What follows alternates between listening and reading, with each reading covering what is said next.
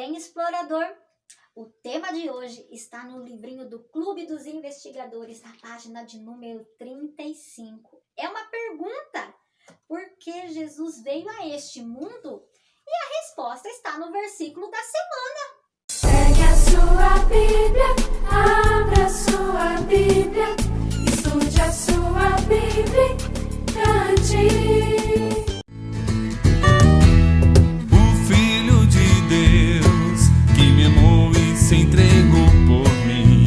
O Filho de Deus que me amou e se entregou por mim. Jesus se entregou por mim.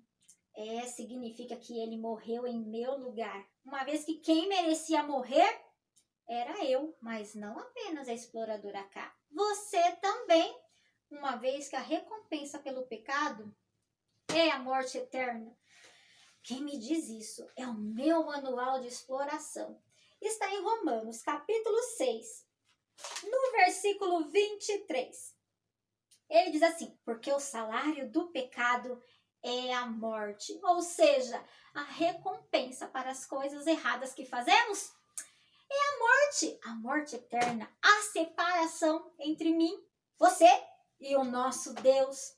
E já que nós estamos falando de morte, fui pesquisar e descobri que teve um rei da Bíblia que anunciou a respeito do sofrimento do Senhor Jesus, o que iria acontecer nos minutos, horas antes da sua morte. O rei Davi. E ele disse isto 1000 anos antes do Senhor Jesus nascer. E além de tudo isso, explorador, ele teve o privilégio, sim, o privilégio do eu sou vir da sua descendência.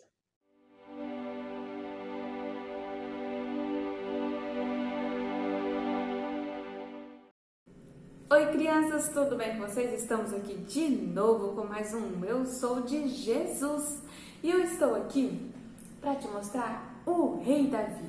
Davi, alguém aqui tem esse nome de Davi? Alguém aqui que está assistindo?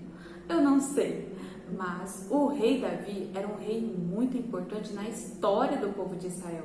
Era um rei que realmente fez muitas coisas que Deus se agradou e todas as pessoas lembravam dele. Mas o mais importante é que Deus falou que do rei Davi iria nascer o Salvador, que iria salvar todas as pessoas dos pecados deles.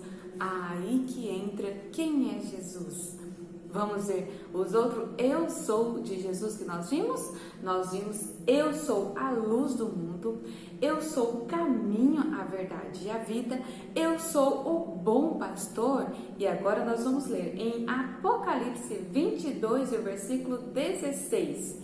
A parte A diz o seguinte: eu, Jesus, enviei o meu anjo para vos testificar essas coisas nas igrejas.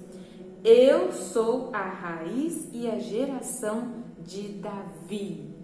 O que quer dizer isso? Bom, quer dizer, quando ele fala que Jesus é a raiz de Davi, quer dizer que Jesus veio antes de Davi. Ué, mas Davi não nasceu primeiro que Jesus aqui na terra?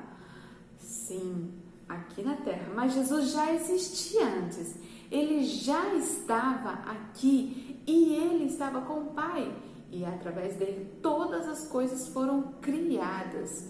Jesus, ele é o Filho de Deus. Mas quando ele nasceu aqui no mundo, ele foi filho de um pai, que esse pai era filho do filho do filho do filho do filho do filho do filho do filho.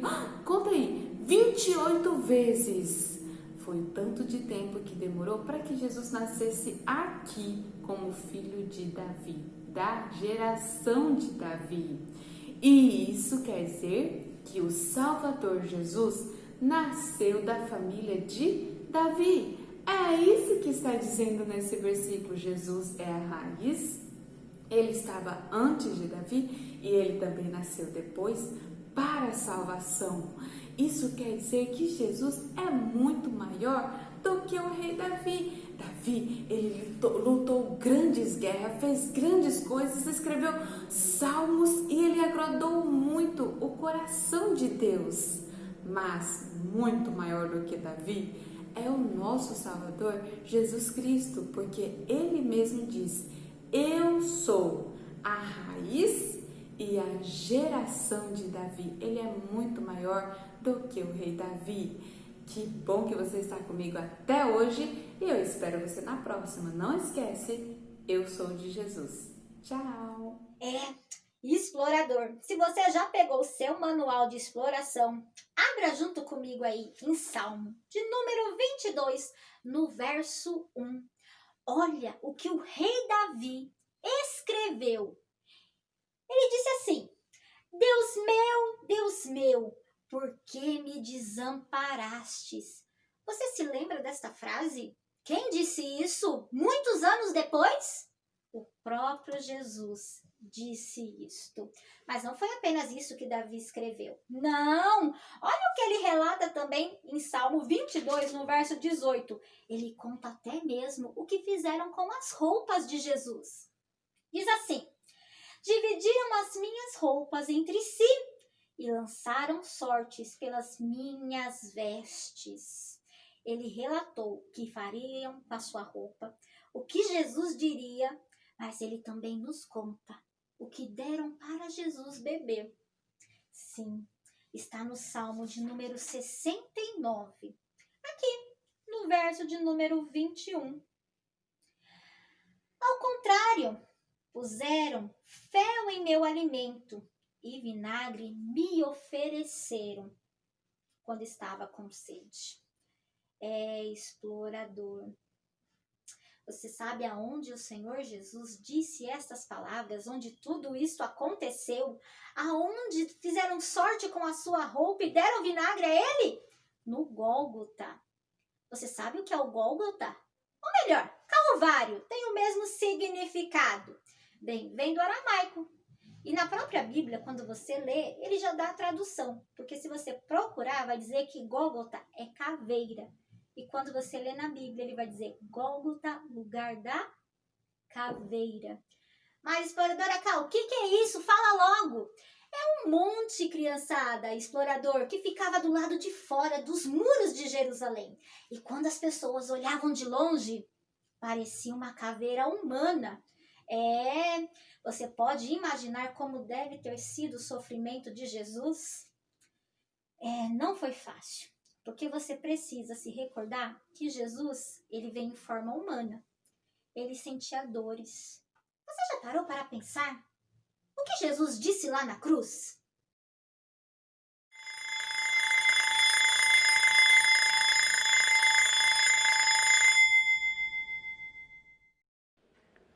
Você já ouviu falar de alguém que antes de morrer decidiu que precisava dizer coisas importantes para alguém?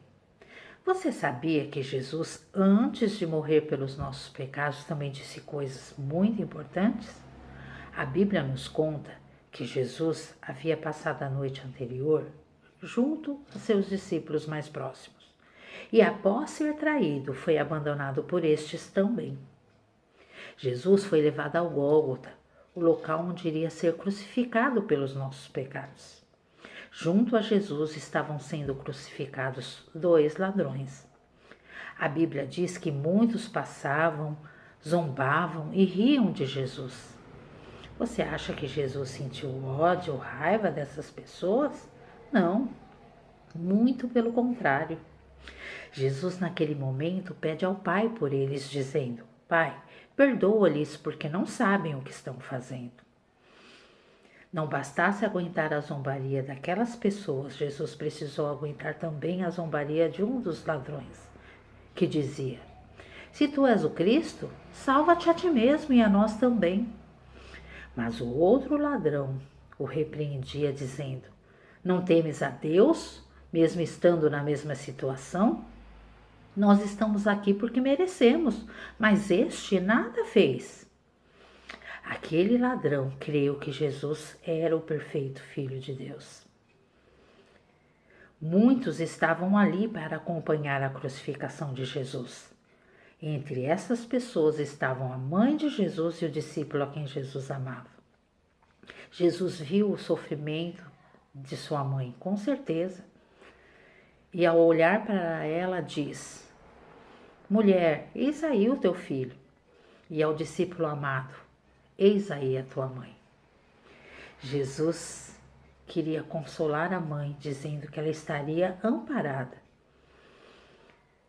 Que situação! Sofrendo pelos nossos pecados, sofrendo por ver o sofrimento de sua mãe